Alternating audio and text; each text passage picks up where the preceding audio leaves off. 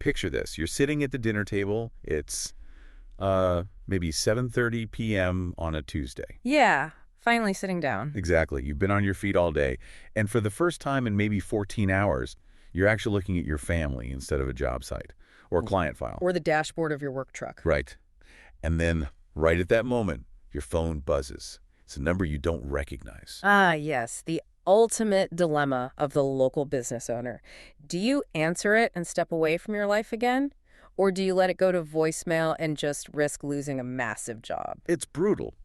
If you run a service-based small business, I mean, maybe you own a plumbing company, an HVAC service, a busy salon, or a dental practice, or a local accounting firm, that buzzing phone is literally the soundtrack of your life. For sure. It never really stops. Because you built this business with your own two hands. You built it on referrals, on your reputation in the community, and on the fact that you just do good work. But there is a silent crisis happening in your business right now. A really big one. Yeah. You are quietly losing revenue, and you don't even know it's gone. It's a structural failure that most owners, they interpret it as a personal failing. They think, if I just worked harder, if I just slept less, I could catch every single lead. Which is impossible. Right. But the data we're looking at today paints a completely different picture. It's not about working harder. And we have a massive stack of data to get through on this deep dive. We're looking at the 2026 Small Business AI Outlook Report. Some pretty sobering internal data from the Small Business Administration, the 2025 State of Financial Automation, and the IDC SMB 2026 Digital Landscape. That's a lot of ground to cover. It is. But our mission for this deep dive is to look at the exact mechanics of why small businesses are hitting a growth ceiling, and how a specific concept, this idea of a digital employee, is completely changing the math for local trades and services. The best place to start is really with the sheer speed of the modern consumer. Let's look at the briefing data regarding response times, because it fundamentally breaks the traditional business model. Okay, let's unpack this, because I read this stat 3 times and it made my stomach drop. Yeah, it's a rough one. If a lead contacts your business, so they call, they fill out a web form, they send a message, and you do not respond within 5 minutes, your chance of closing them drops by 80%. 80%. Just gone. Wow. And we really have to ask why that happens. It's not because the customer is necessarily impatient. It's because of the nature of service businesses. What do you mean? Well, think about it. If someone is looking for a roofer, a chiropractor, or an emergency plumber, they are usually in a state of friction or outright panic. They go to Google, they search for local services, and they literally just start at the top. Right. So they click your site. It's 10 p.m. They see a Contact Us form. They fill it out. Or maybe they call and get your after-hours voicemail. Exactly. And because they are in friction, leaving a message does not solve their anxiety. They don't just cross it off their to-do list and go to sleep. They're still stressed. Right. So what do? They hit the back button on their browser, they go to the very next competitor on the search results, and they call them. The first business that actually engages with them and secures an appointment wins the job. So that 5-minute window isn't a preference. No, it's a race. But the reality is, you're wearing every hat. I mean, you're the lead technician, you're the CEO, the HR manager, the complaint department. You literally cannot be hovering over your phone 24/7. And your staff, if you even have a front desk, they go home at 5 p.m. Which brings us to the root cause detailed in the 2025 State of Financial Automation Report. It highlights that 62% of small and mid-sized businesses, SMBs, rank inflation and rising costs as their top concern. Makes sense. And at the same time, 58% explicitly state it is incredibly difficult to attract qualified staff. Yeah, you literally can't just throw bodies at the problem anymore. I mean, you can't just hire a night shift receptionist or a dedicated follow-up manager because A, they're way too expensive, and B, they just don't exist. The labor pool is bone dry. Exactly. It's like a leaky bucket. You're spending all this money and sweat, pouring water, your marketing and your reputation into the top of your bucket.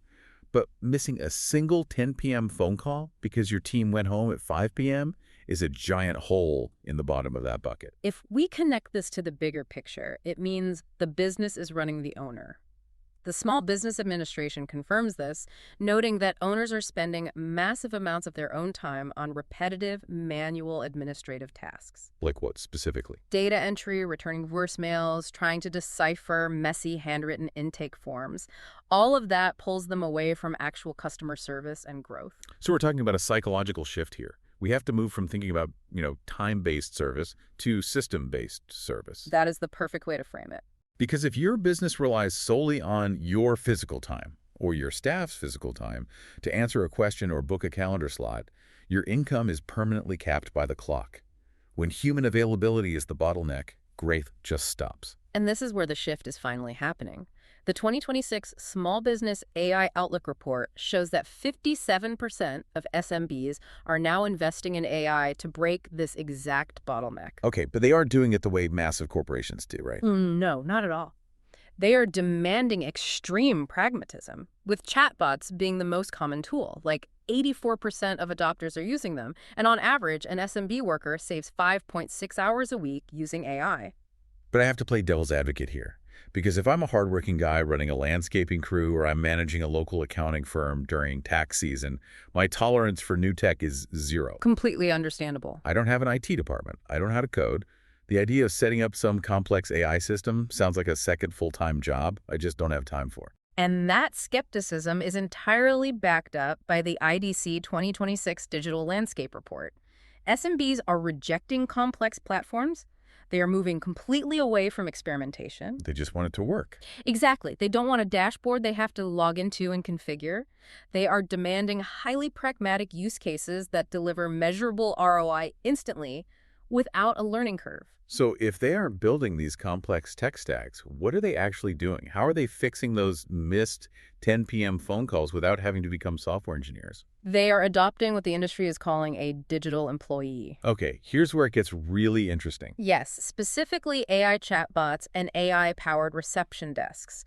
But we really need to look at how this actually functions under the hood to understand why it's working so well. Let's do that, because we're not just talking about an automated text message that says, we'll call you back, right? No, not at all. It is an active decision-making mechanism. Let's break that down, because I think a lot of people hear AI chatbot, and they immediately think of those terrible, clunky pop-ups from, 2015 that just frustrated you and eventually told you to call an 800 number anyway. Right, the old decision tree bots, those were basically just interactive FAQs. Oh. What the modern data is showing and where that 5.6 hours of save time per week per employee actually comes from is the integration of natural language processing with a business's actual operational rules. Okay, so explain how that works in reality. If I own an HVAC company and a customer texts my business number at 11 p.m. on a Sunday, what is the system actually doing? Let's use the concept of an ER triage nurse. When you walk into an emergency room, the triage nurse doesn't just hand you a clipboard and tell you to wait. Right, they check how bad it is. Exactly. They assess the severity of your problem, they check the resources available, and they route you accordingly.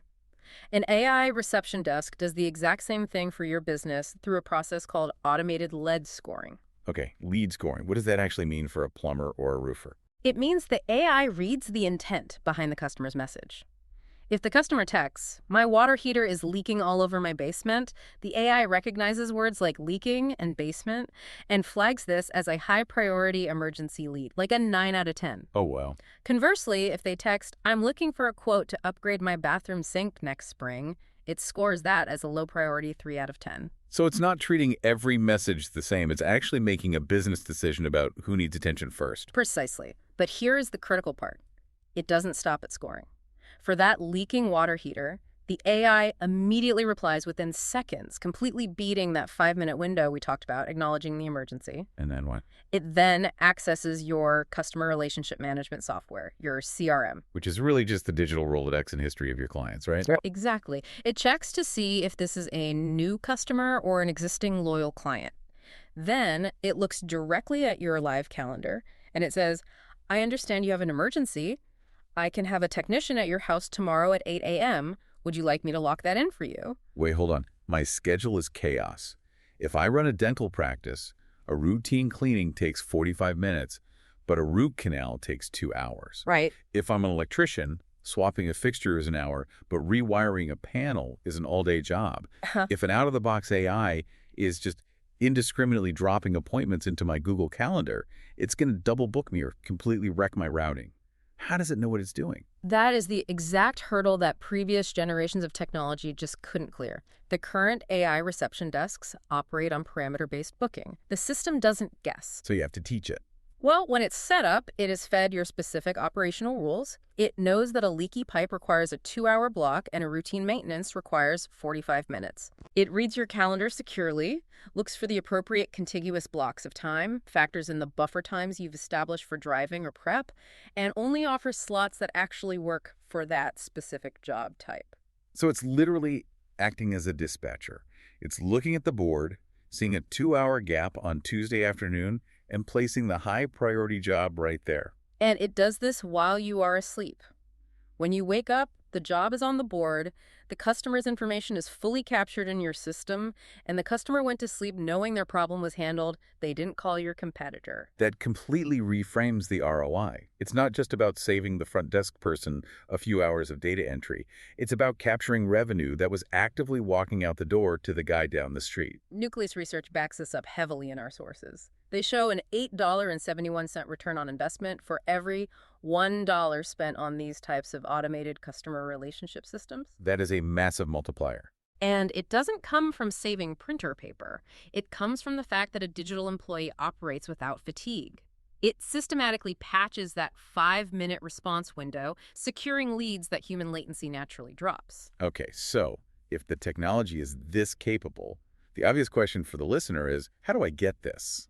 Because going back to the IDC report, small business owners don't have the time to figure this out.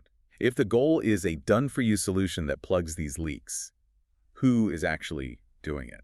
In our research stack, looking at companies successfully bridging this exact gap for service businesses, the prime case study is a company called GrowthRight Solutions.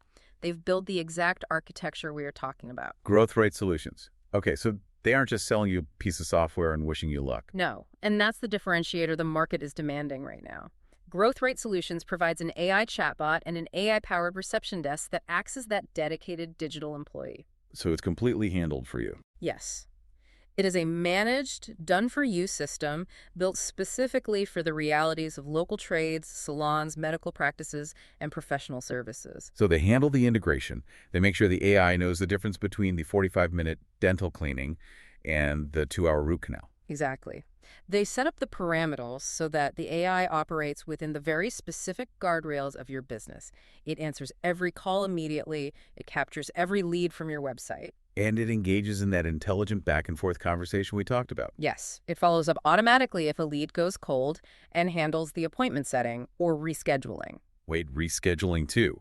So if a client remembers at midnight on Sunday that they can't make their Monday morning haircut, they can text the main number, and the AI cancels the appointment, opens the slot back up on the calendar, and offers the client new times. Without you having to lift a finger, it manages the inventory of your time autonomously. That is incredible. Hmm. But I have to bring up a major concern here. We're talking about local service-based businesses, plumbers, landscapers, accountants, chiropractors. Yeah, the lifeblood of the community. Exactly. These are fundamentally relationship businesses. You don't hire a guy to tear the roof off your house unless you trust him. Very true.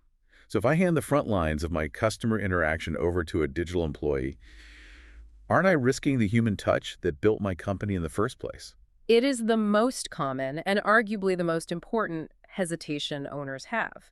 The Business.com report we reviewed highlighted this perfectly. 45% of small business workers worry that relying too heavily on AI could actually harm their company's reputation. And we looked at that study from Science Daily, too.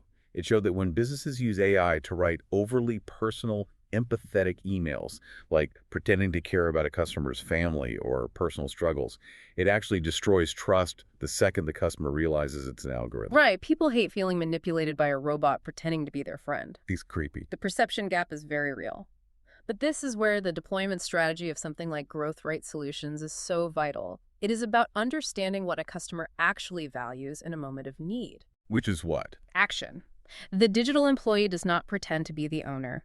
It doesn't write poetic, deeply emotional paragraphs trying to fake empathy. So how does it talk to them? With extreme transparency and hyper-efficiency. It identifies itself as the digital assistant for the business. Because think about the psychology of the consumer in that moment. Okay. If a homeowner has a tree branch crash through their living room window during a storm at 2 a.m., they do not want a deeply philosophical, empathetic conversation. Right, they're literally standing in the rain in their living room. Exactly.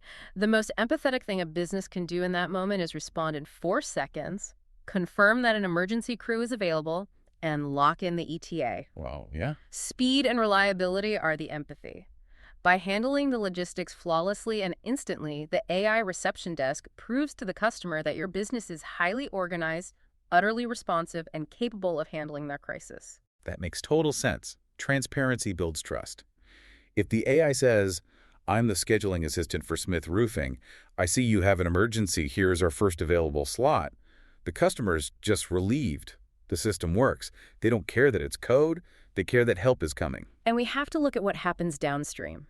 Because the AI is handling the midnight texts, the calendar Tetris, and the mundane data entry, it is systematically removing the administrative burden from you and your human staff. Which means when the human interaction actually happens, when your technician knocks on their door or when they walk into your salon, you aren't frantic. Precisely. You aren't distracted by your phone buzzing in your pocket with 5 other missed leads. You aren't stressed about the paperwork waiting back at the office. You are fully present. So it actually enhances the human touch.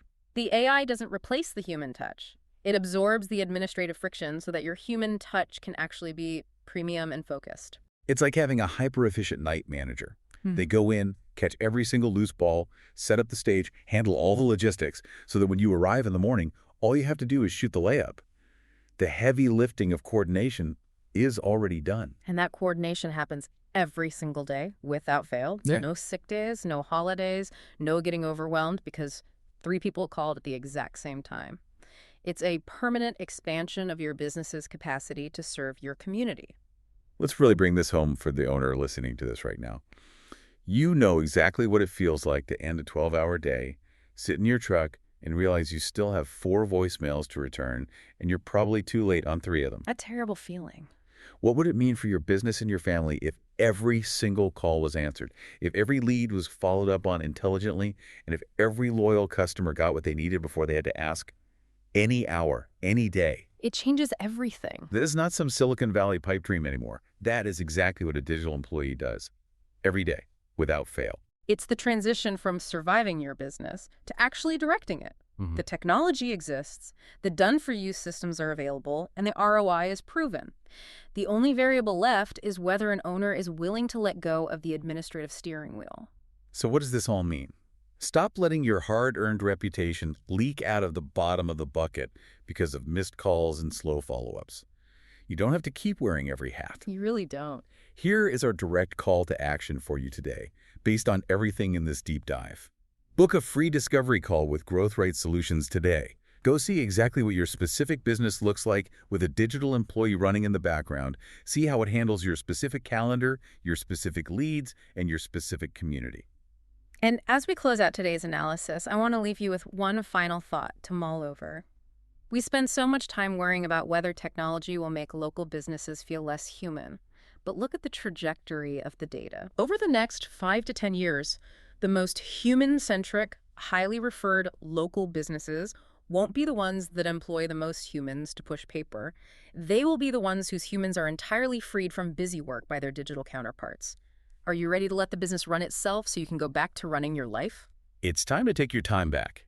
Make the call to Growth Rate Solutions. We'll see you on the next deep dive.